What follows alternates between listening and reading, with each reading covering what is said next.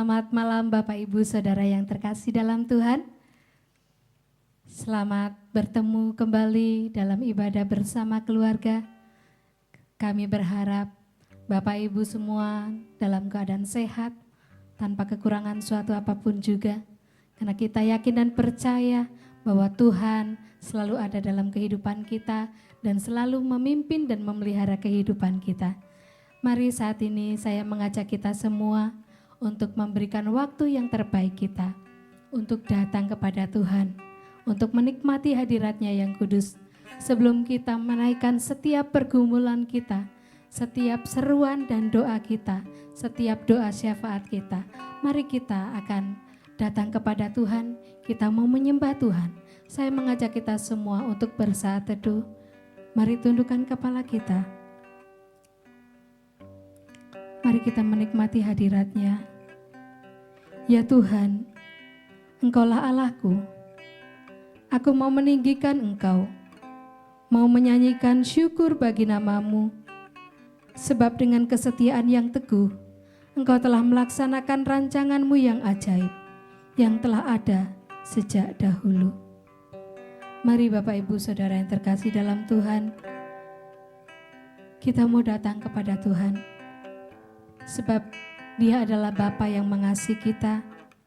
Dia Allah yang memulihkan kehidupan kita. Kita kenakan satu pujian. Kaulah segalanya, Kau Bapa yang mengasihiku. Kau Bapa yang mengasihiku, kuasa-Mu memulihkanku, hati yang baru Kau berikan, untukku dapat melihat rancangan-Mu indah bagiku. Kau ada di setiap jalanku, hatiku haus dan lapar akan Engkau.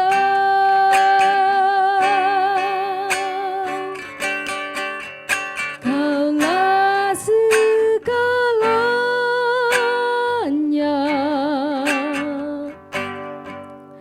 di dalam hidupku.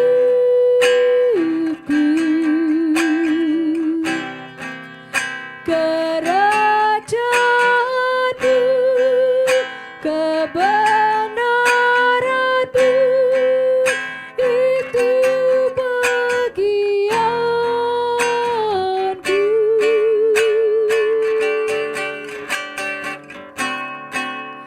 Kaulah yang kupandang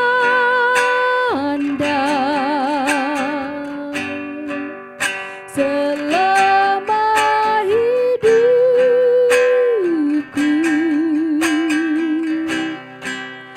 mengasihi-Mu, memuliakan-Mu, Bapa dan Rajaku. Mari kita katakan dengan segenap hati kita. Kau Bapa yang mengasihiku, kuasa-Mu memulihkanku, hati yang baru Kau berikan, untukku dapat melihat rancangan-Mu indah bagiku. Kau ada di setiap jalanku,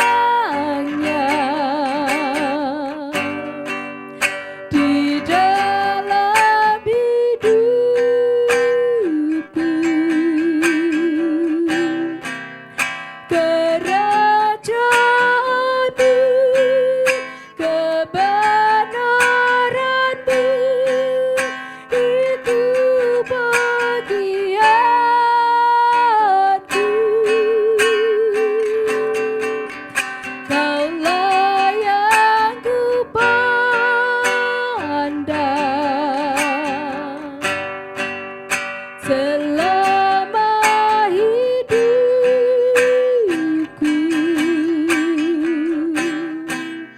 mengasihimu, memuliakanmu, Bapa dan Rajaku. Mari katakan, Kaulah segalanya Tuhan. Kaulah segalanya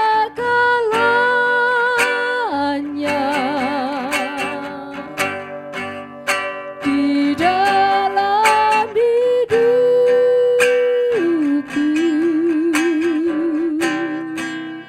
kerajaanmu, kebenaranmu, itu bagianku.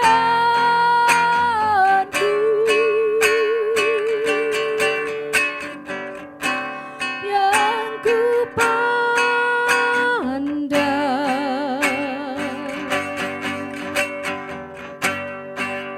selama hidupku,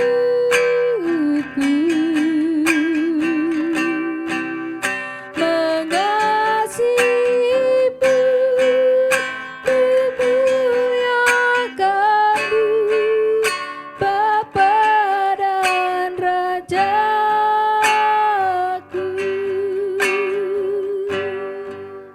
Mengasihimu, memuliakanmu, Bapa dan Rajaku.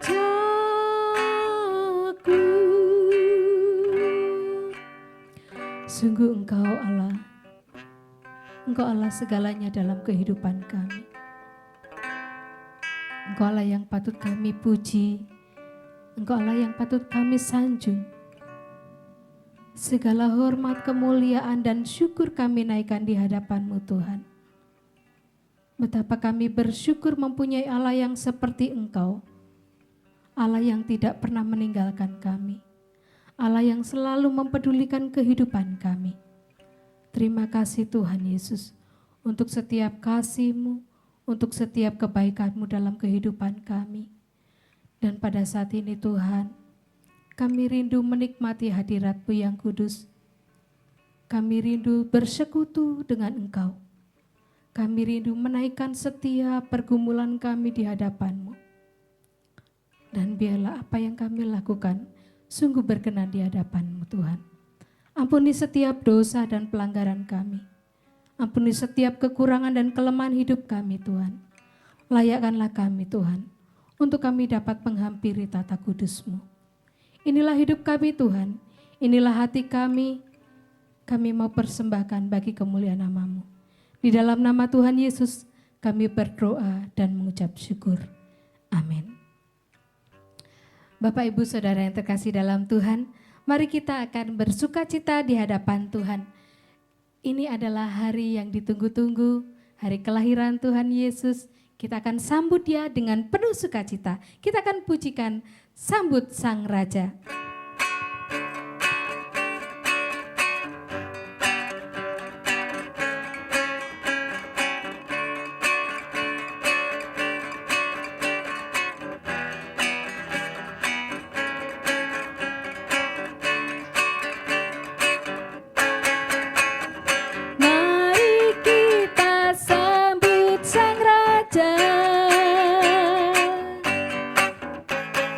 Mari kita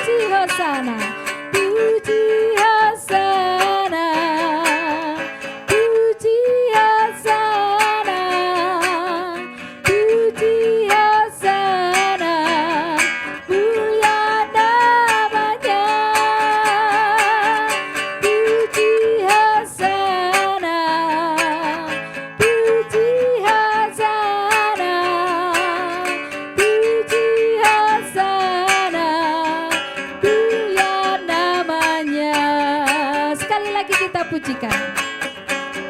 Mari kita sambut Sang Raja. Mari kita puji namanya. Dia yang maha mulia, Dia yang maha kuasa. Yesus, Yesus, Yesus namanya. Puji Hosana, puji Hosana, puji Hosana, mulia namanya. Puji Hosana, puji Hosana, puji Hosana, mulia namanya. Puji Hosana, puji Hosana, puji Hosana, puji Hosana, mulia namanya. Puji Hosana, puji Hosana, puji Hosana, mulia namanya. Haleluya, puji Hosana. Puji Tuhan, karena kita mempunyai Allah yang luar biasa. Dia mau lahir, Dia mau mati bagi kita.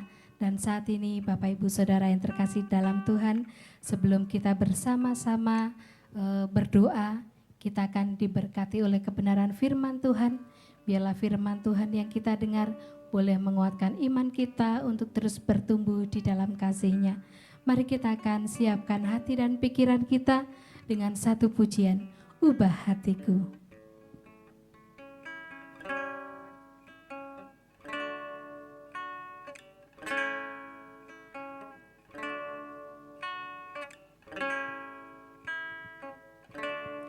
Ubah hatiku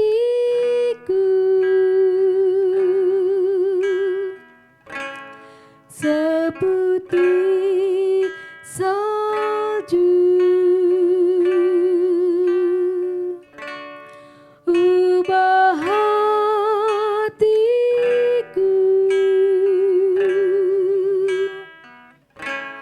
seperti dirimu.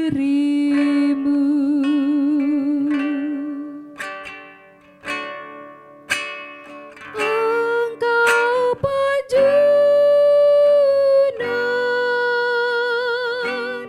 ku tanah liat.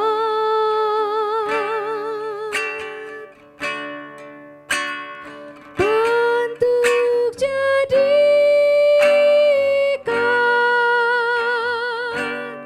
ini doaku.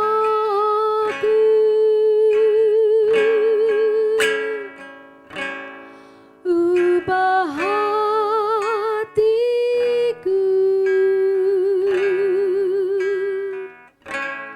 seputih salju.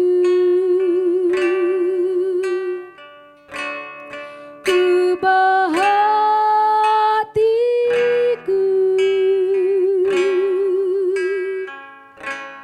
seperti dirimu.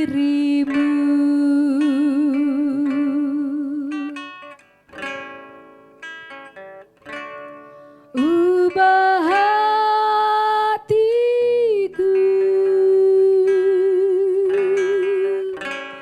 seputih salju. Ubah hatiku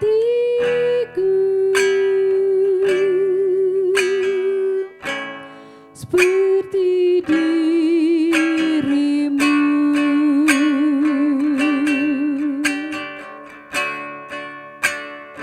Engkau pun junjungan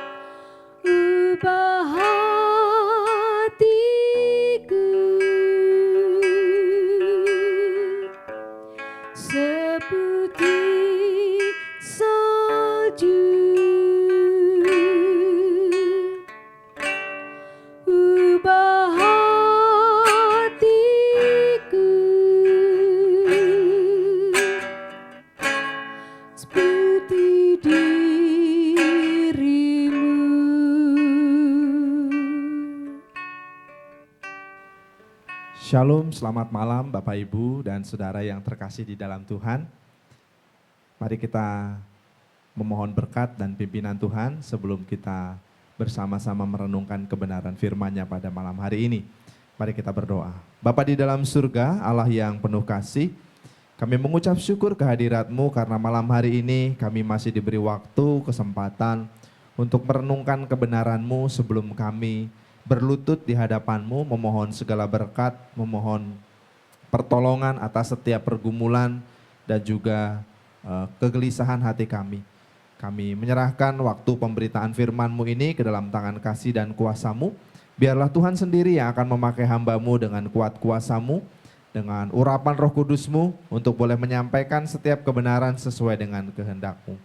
Terima kasih Bapa, berkati setiap kami yang duduk diam mendengarkan firman-Mu. Biarlah hati kami disiapkan oleh Tuhan untuk mendengar firman-Mu dan merenungkannya, juga melakukannya di dalam kehidupan kami. Terima kasih Bapa di surga, terpujilah nama-Mu, di dalam nama Yesus kami berdoa, kami bersyukur. Amin. Baik Bapak Ibu dan Saudara yang terkasih di dalam Tuhan, mari kita akan belajar bersama-sama kebenaran firman Tuhan pada saat malam hari ini, terambil dari Yosua pasal yang ke-5. Saya akan membacakan ayat yang ke-10 sampai dengan ayat yang ke-12. Yosua pasal 5 ayat yang ke-10 sampai dengan ayat yang ke-12. Demikian firman Tuhan. Sementara berkemah di Gilgal, orang Israel itu merayakan Paskah pada hari yang ke-14 bulan itu, pada waktu petang di dataran Yeriko. Lalu pada hari sesudah Paskah mereka makan hasil negeri itu, yakni roti yang tidak beragi dan bertih gandum pada hari itu juga. Lalu berhentilah mana itu pada keesokan harinya setelah mereka makan hasil negeri itu. Jadi orang Israel tidak beroleh mana lagi, tetapi dalam tahun itu mereka makan yang dihasilkan tanah Kanaan. Bapak Ibu Saudara yang terkasih di dalam Tuhan, kebenaran firman Tuhan pada malam hari ini saya beri judul berkat Tuhan tidak pernah putus.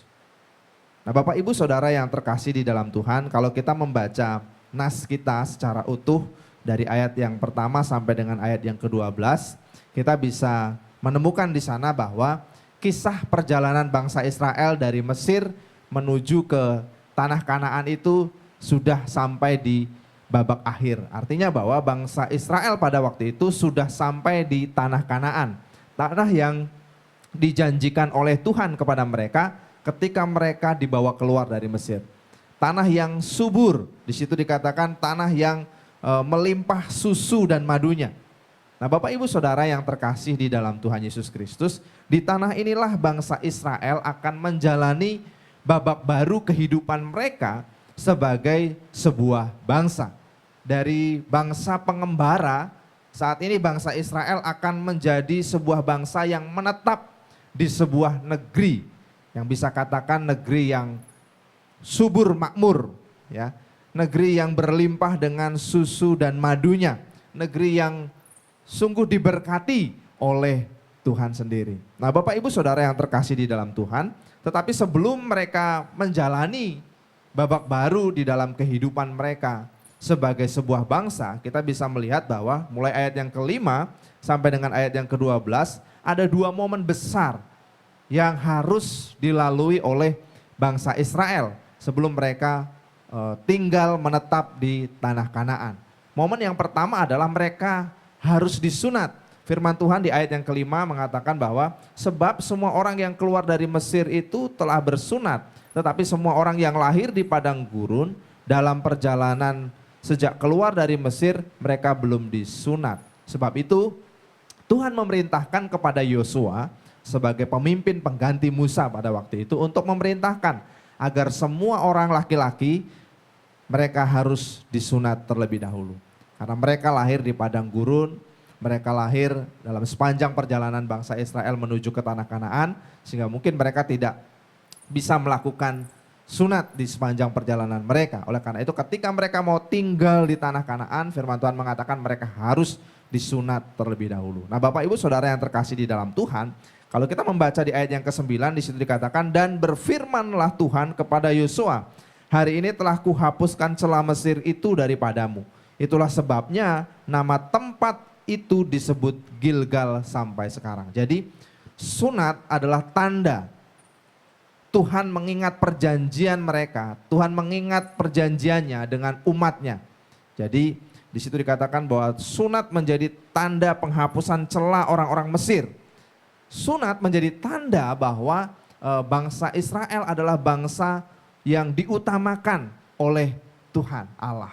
Inilah yang harus dilakukan dan harus dikerjakan. Jadi momen yang pertama sebelum mereka tinggal menetap di tanah Kanaan, mereka harus mengalami sunat secara jasmani. Lalu momen yang kedua adalah mereka mengadakan Paskah. Di ayat yang ke-10 tadi di situ dikatakan bahwa sementara mereka berkemah di Gilgal, orang Israel itu merayakan Paskah pada hari yang ke-14 bulan itu, yaitu pada waktu petang di dataran Yeriko. Jadi ini momen di mana bangsa Israel untuk pertama kalinya merayakan Paskah setelah mereka keluar dari Mesir. Jadi peristiwa Paskah yang pertama yang dirayakan oleh orang-orang Israel ketika mereka sudah berada di tanah Kanaan, ini mengingatkan mereka tentang bagaimana Tuhan melepaskan mereka, melewatkan mereka dari bencana yang besar. Kita tahu bahwa sebelum mereka diizinkan keluar oleh Firaun dari Mesir, Tuhan mengirimkan tulah yang ke-10, yaitu menghukum semua anak sulung. Ya, anak sulung orang-orang Mesir mengalami kematian, tetapi anak sulung orang-orang Israel tidak mengalami kematian karena mereka sudah terlebih dahulu sebelumnya memotong domba dan mengoleskan darahnya di ambang pintu rumah mereka. Sehingga Tuhan melalukan mereka dan peristiwa itu diperingati sebagai Paskah oleh orang-orang Israel pada waktu itu. Nah, yang menarik adalah di ayat yang ke-12 ya dikatakan bahwa lalu berhentilah mana itu pada keesokan harinya setelah mereka makan hasil negeri itu. Jadi orang Israel tidak beroleh mana lagi. Tetapi dalam tahun itu mereka makan yang dihasilkan tanah Kanaan. Setelah mereka merayakan Paskah, firman Tuhan mengatakan mereka bisa menikmati hasil dari tanah Kanaan. Dan setelah mereka menikmati hasil tanah Kanaan, dikatakan juga bahwa keesokan harinya tidak ada lagi mana yang turun untuk menjadi makanan mereka. Tetapi bangsa Israel mulai sejak saat itu, sejak peristiwa perayaan Paskah itu, mereka sudah mulai makan hasil dari tanah Kanaan. Nah, Bapak Ibu Saudara yang terkasih di dalam Tuhan, cukup menarik kalau kita memperhatikan ayat 12 ini ya. Bagaimana kita bisa melihat cara Tuhan memelihara umatnya itu sungguh luar biasa. Ketika bangsa Israel membutuhkan mana, karena mereka berada di tempat penggembaraan, di padang gurun, di mana mereka tidak bisa menanam, di mana mereka tidak bisa bercocok tanam, di mana mereka tidak bisa mengolah suatu makanan dari bahan yang ada di sekitar mereka.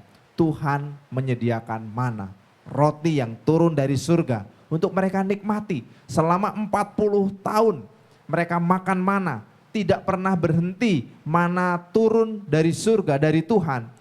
Ya, untuk mencukupi kebutuhan makanan sehari-hari orang Israel. Ya, itu yang terjadi.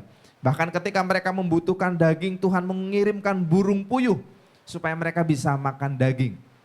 Nah, Bapak Ibu Saudara yang terkasih di dalam Tuhan, itu terjadi ketika bangsa Israel tidak bisa mengolah hasil bumi atau hasil tanah. Sehingga Tuhan menyediakan mana, sehingga mereka tidak perlu memasak. Mereka hanya perlu setiap pagi bangun pagi memunguti mana secukupnya bagi kebutuhan keluarga mereka masing-masing. Tapi kita melihat ya ketika di ayat 12 ini, ketika bangsa Israel sudah sampai di tanah Kanaan, ketika mereka sudah bisa mengolah tanah Kanaan dan ada hasil dari tanah Kanaan, dikatakan bahwa mana tidak lagi turun, ya, tidak ada lagi mana yang diberikan oleh Tuhan, tetapi berkat Tuhan sediakan melalui tanah Kanaan. Nah, Bapak Ibu Saudara yang terkasih di dalam Tuhan, sungguh luar biasa. Ketika bangsa Israel sudah bisa bekerja, sudah bisa mengolah tanah, sudah bisa mencukupi kebutuhan kehidupan mereka dari hasil bumi, Tuhan menghentikan mana. Ya, mereka tidak lagi perlu memungut mana, tapi mereka bisa mengolah makanan yang mungkin lebih bervariasi, lebih menarik daripada mereka harus makan mana setiap hari. Jadi mereka bisa makan makanan yang setiap hari bisa berganti-ganti sesuai dengan hasil tanah yang dihasilkan oleh tanah Kanaan. Nah, Bapak Ibu Saudara yang terkasih di dalam Tuhan, ya, kita juga bisa melihat di sini bahwa pergantian cara Tuhan memberkati, ya, secara luar biasa. Artinya bahwa dari mulai mana sampai ke mereka bisa makan dari hasil bumi, Tuhan bisa memastikan dulu, ya. Setelah mereka pasti mendapatkan makanan dari hasil bumi, bisa mengolah dari hasil bumi, maka mana itu berhenti. Jadi kita bisa belajar di sini bahwa berkat Tuhan itu tidak pernah putus dan diberikan selalu sesuai dengan keadaan umatnya. Ketika mereka nggak bisa masak, nggak bisa mengolah, Tuhan memberi mana. Ketika mereka bisa masak, bisa mengolah hasil bumi, Tuhan memberkati dengan cara yang lain. Nah, Bapak Ibu Saudara yang terkasih di dalam Tuhan, inilah pemeliharaan Tuhan untuk orang Israel. Demikian juga pemeliharaan Tuhan bagi kita. Tuhan punya banyak cara. Tuhan bisa bekerja dengan berbagai macam cara. Tuhan punya cara kerja yang berbeda-beda untuk bisa memberkati kehidupan kita hari ke hari. Ya, Tuhan memberkati kita, menyediakan apa yang kita butuhkan sesuai dengan kebutuhan kita, sesuai dengan keadaan kita. Berkat Tuhan bagi kita tidak pernah putus. Ya. Kalau satu pintu berkat ditutup, maka percayalah ada satu pintu berkat yang lain yang sedang dibukakan oleh Tuhan bagi kita. Jadi tidak perlu khawatir menjalani hari-hari kita. Mungkin kita akan segera mengakhiri tahun 2021. Tinggal beberapa saat lagi. Ada pergumulan mungkin yang sedang kita doakan saat ini. Ada beban mungkin yang sedang kita pergumulkan saat ini. Ada beberapa hal yang mungkin kita sedang mintakan kepada Tuhan saat ini. Dan mungkin itu menjadi sesuatu yang membuat kita khawatir, membuat kita gelisah, membuat kita takut. Tapi kita perlu belajar dari orang-orang Israel. Bagaimana mereka mendapatkan berkat Tuhan. Ketika mana berhenti, Tuhan menyediakan berkat yang lain. Demikian juga dalam kehidupan kita. Ketika satu pintu berkat ditutup oleh Tuhan atau tertutup, maka berkat lain pasti akan Tuhan sediakan. Kita harus percaya itu. Kita tidak perlu khawatir. Ketika kita menutup tahun 2021, kita perlu yakin bahwa Tuhan membuka tahun 2022 dengan berkat yang baru. Ya.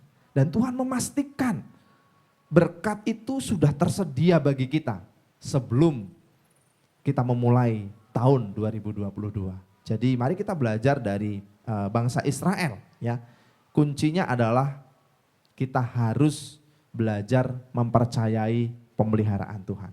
Bangsa Israel percaya pada pemeliharaan Tuhan. Saudara bisa membayangkan, ya, mereka habis disunat dan kemudian mereka harus menghadapi peperangan, menghadapi Yeriko. Kalau kita melihat di pasal yang ke-6, mereka harus mengelilingi tembok Yeriko untuk bisa menghancurkan Yeriko dan masuk menduduki tanah Kanaan sebagai sebuah bangsa. Kita bisa membayangkan itu mungkin mustahil bagi mereka, tetapi tidak ada yang mustahil bagi Tuhan. Tidak ada yang tidak mungkin bagi Tuhan.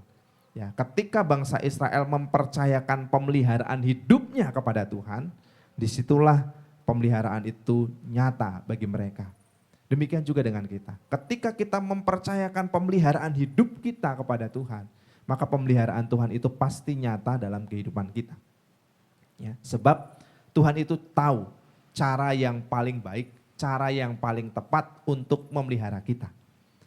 Kita mungkin memikir-mikirkan jalannya, kita mungkin memikir-mikirkan caranya bagaimana. Tetapi Tuhan kita lebih tahu. Tuhan kita tahu bagaimana cara yang terbaik, bagaimana cara yang tepat untuk memelihara kehidupan kita. Karena itu mari belajar dari bangsa Israel, mari meyakini pemeliharaan Tuhan, mari meyakini bahwa berkat Tuhan tidak pernah putus, berkat Tuhan tidak pernah berhenti untuk Bapak, Ibu, dan Saudara. juga untuk saya. Selamat mempersiapkan diri menyambut Natal dan selamat mempersiapkan diri juga untuk memasuki tahun baru, tahun 2022. Kita meyakini Tuhan sudah menyediakan berkat bagi kita. Amin. Mari kita berdoa. Terima kasih Tuhan, kami bersyukur karena pengingat dari firman-Mu menolong kami hari ini. Kalau mungkin ada di antara kami yang mengalami kegelisahan hidup, kekhawatiran hidup, pergumulan hidup, beban hidup yang berat, tantangan hidup yang tidak mudah sepanjang tahun 2021, kami meyakini bahwa ketika kami memasuki tahun yang baru, Tuhan sudah menyediakan berkat juga bagi kami. Kami percaya apapun pergumulan kami, sebenarnya Tuhan sudah menyediakan jawaban yang terbaik. Ajari kami Tuhan untuk menyerahkan pemeliharaan hidup kami ke dalam tangan kasih dan kuasa Tuhan saja. Supaya seperti Israel yang mendapatkan berkat yang tak pernah putus, demikian juga kehidupan kami. Kami meyakini berkat Tuhan sediakan bagi kami hari ke sehari. Terima kasih Bapa, di dalam nama Yesus kami berdoa, kami bersyukur. Amin. Bapak Ibu Saudara yang terkasih dalam Tuhan, sebelum kita berdoa bersama-sama, firman Tuhan mengatakan, karena itu aku berkata kepadamu, apa saja yang kamu minta dan doakan, percayalah bahwa kamu telah menerimanya, maka hal itu akan diberikan kepadamu. Sebelum kita berdoa bersama-sama, kita siapkan dengan satu pujian, Tuhan harapanku.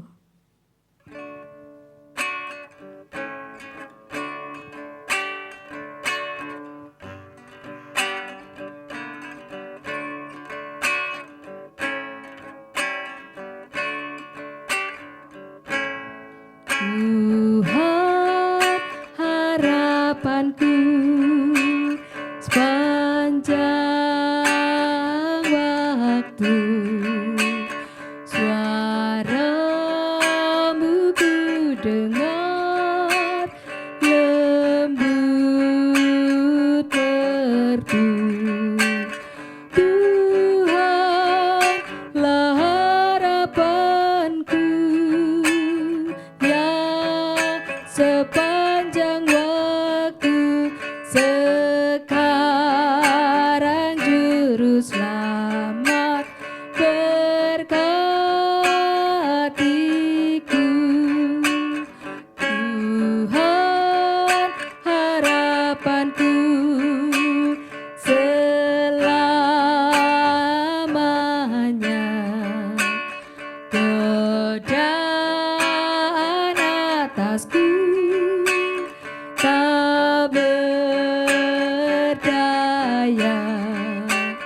Tuhanlah harapanku yang sepanjang waktu, sekarang juru selamat berkatiku. Tuhan harapanku setiap saat, jikalau Tuhan jauh aku sesat. Tuhanlah harapanku yang sepanjang waktu, sekarang juru selamat berkatiku. Tuhanlah harapanku yang sepanjang waktu, sekarang juru selamat berkatiku.